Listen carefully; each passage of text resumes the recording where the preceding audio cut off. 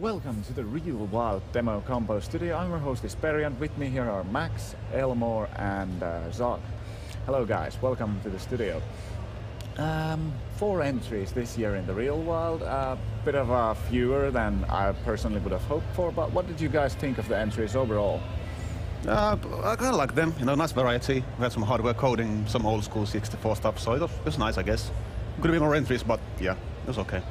Okay. I don't know so much about the second and the third compo, but the first one was I recognized the circuit board. I know that the geometries that were created there are actually pretty hard to do. I wouldn't be able to do them myself. And the last one is, well, anyone who can code with assembly is respect from me, at least. Yeah, I think I would have preferred the Real Wild thing to be much wilder. That's usually very entertaining, like some really weird hardware and really experimental stuff, which I think is the meat of this competition. Yeah, I think it was kind of lacking in that department as well. No LED balls or metro or subway line marker boards or whatever, but the entries were still, at least for me, interesting. So let's hop on in. Number 1, night coding. So Elmore, you said you know something about this LED board. I think that's the display portion of like a mobile phone. Okay. That's the Micromedia Stellaris. It's an ARM M3 system, I think. And I did notice it said that no external GPU was used, so it's all made on board. CPU made, which means there's no or at least very little parallel programming. So doing anything like this or anything graphics fully without parallelization is, well, hard. Yeah, we could have used you in the jury room because none of us knew anything about this device, and we read about it online, but it's not the same thing. So we were like, is this hard to do, or is it just something that you do? Unfortunately, what also affected our decisions was the quality of the recording, which was not very good. Yeah, the recording isn't that good, and for a casual onlooker, I think this might look like a really simple thing to do.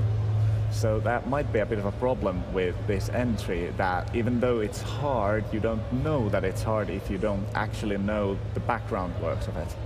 And it doesn't have anything like tractable measure of being hard, like with the 1K and 4K combos, which, well, anyone can know that 1K is a hell of a small amount of code, so yeah, so that's easy. Of course, always a problem with Real Wild, since you can get anything there, so there might be something like this. And that's not really obvious what it is and what it does, because if you have a subway screen and it plays Pong, you know that, okay, it's not designed to do that. Yeah, but with that thing, it could have been a cell phone screen. I actually heard some people in the audience discussing this, that is that a cell phone screen? What's going on exactly? So it could have used maybe some kind of an information scroller in the like beginning an intro or something like that. Yeah. So maybe some extra info for us watchers next time. But the casual onlooker, Yeah, but I think an interesting entry, and since now we know a bit more about it, probably a hard one to do as well. Yes. Number 2, Ape Shit. What was this made on, do you guys? Sailfish. Sailfish and Jollaphone. Yeah, that was it. That's kind of nice because there's always been like this like weird link between new mobile OSs and the demo scene. Back in the day when the Symbian Series 60s came out, there was like the first year there was already demos on that platform. So I'm guessing there's got to be some of those like overlap between. I suppose it has something to do with the whole early adapter mentality of the demo scene itself. So I kind of loved it, pushing phone OSs to do stuff that's not meant for a phone basically to do. So it's kind of cool to use as an open platform for this kind of stuff. Personally, I know practically nothing about mobile phone user systems or coding, so I have no idea if this is hard or not again, but it's something that it's not meant to do, definitely. Yeah, they do have a whole bunch of like libraries and stuff, so basically run-of-the-mill graphical stuff is actually quite easy to do. Okay. But then again, you're doing it on a phone platform, which brings the whole new meaning to the whole debugging sort of process. But yeah, of course, it's always nice to see mobile OSs in real world. Okay. You guys actually, it's my take too.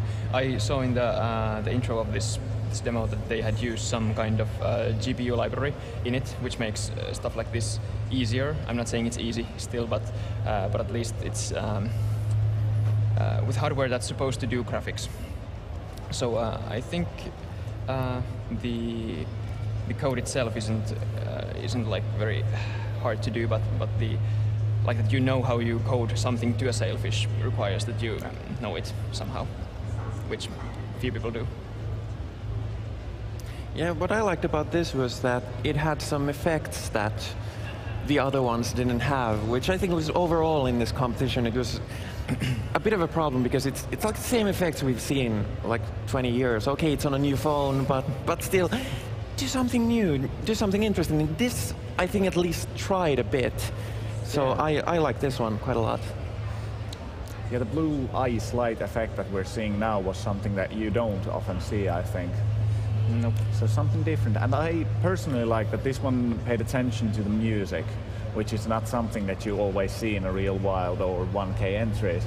So personally, I always like to see a demo that's got the sound right as well. So that was a nice touch. Number 3 was the future on Raspberry Pi. So I was personally very impressed by this one, since I remember the old Raspberry Pis which couldn't run practically anything. So we tried to run an info screen of a Chrome browser and the memory couldn't handle it. So this was, for me personally, an impressive piece, but you guys know a bit more about it, so what did you think? Well, it's a good platform. Obviously, it's quite widely used for different kind of purposes, but it does run like a full Linux. So basically, what you're doing is coding on a slightly different, kind of like desktop platform in the end. So it has all these like libraries and so on to help you, do the graphic stuff. But still, you are running on a really, really minuscule board with not a lot of processing power. So it's always nice to see these development boards being used in demo scene productions. I personally love these. This one and the first one, the Stellaris, both were like impressive feats. It's always interesting to see something done on a very, very limited platform. So yeah. You're kind of gimping yourself in the game. So Elmo, Zork, what did you think about this one? I'd say that the 3D effects, at least, they require some way more memory than the 2D effects, because they can be just textures and manipulation of textures. But 3D scenes tend to, if they don't require much of memory, then they require very much computing power. For example, the 4K and 1K demos are very small in matter of size, but they require very, very much of hardware. But then it's a trade-off. But at least when you get something like this working on Raspberry Pi, well, it requires something at least. Okay. Yeah, it's fun that people know what a Raspberry Pi is, so they can relate to what it is, unlike the first thing that we saw, which is like none of us had seen that. We didn't know what model of the Raspberry Pi it was, so yeah. That obviously makes a difference because the power levels have increased quite a lot during the years. But yeah, it was a nice one. And I have to admit, I'm not a coder, so I watch all demos as works of art. I know about coding, I know about the platforms, I know about the power that the machines can do. I don't code myself, so I'm like, do something interesting. That's what I'm looking for. And this one had some touches of humor, which is always appreciated, especially when it's not painful. Which is easy to do. Painful humor is the easiest form of humor. Yeah, of course. It's slipping on a banana peel is always comedy. So, number 4, the last entry, Pimp My Bento. I loved this one. I grew up in my household. We didn't have Amiga, we had Commodore, so this was a personal favorite perhaps for me. And always nice to see the old school machines appreciated, even Commodore getting its entry in Amiga year, even though it doesn't get into old school, but real wild this year. So what did you guys think about this one? It was nice. I even loved the preloader screen with the really silly jokes and stuff. But yeah, it's always nice to see. It's kind of surprising to see someone code their first demo on a C64 platform. I haven't used kick-ass assembler myself, but anyone who codes assembler on a C64 is a good person in my books. So all the power to them. Definite props for that. Yeah, definitely. Yeah. So I loved it. Yeah, really nice. Okay, well that's pretty much what I think though.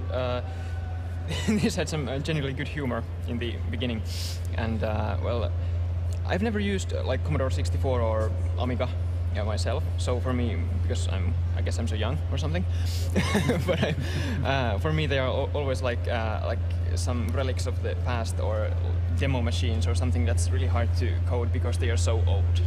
And well, I've seen assembly. It's ape shit to code.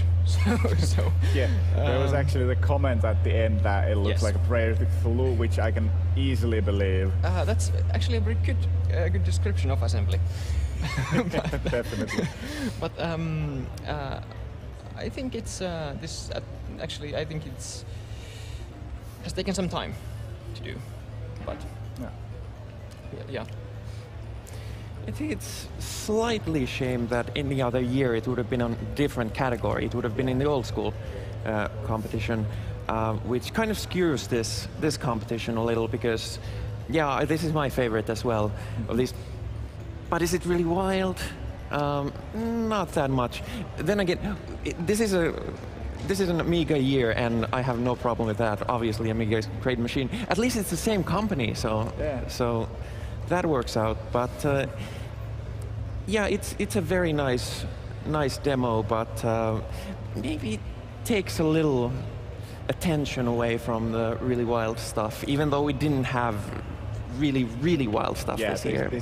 But still, this is very usual for something that's real wild. Yeah, I think this is a classical old school demo right here. So maybe for any other year, of course, the wrong category. This year, well, it's Amiga, so I think it's nice that it got an entry somewhere. So it wasn't just pushed back a year.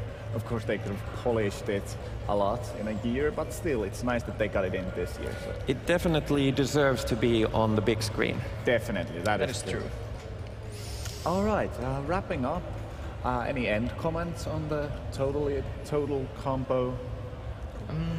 Overall, pretty nice. The lack of entries, a bit sad, but that's still that's the same every year. There's never enough entries to please me. So bit of a disappointment when the compo only runs for 11 minutes. I kind of miss those like old meta level things with like actual analog footage being used to emulate demo effects, that kind of stuff. You know, moving away from the computing platforms to different wilder templates.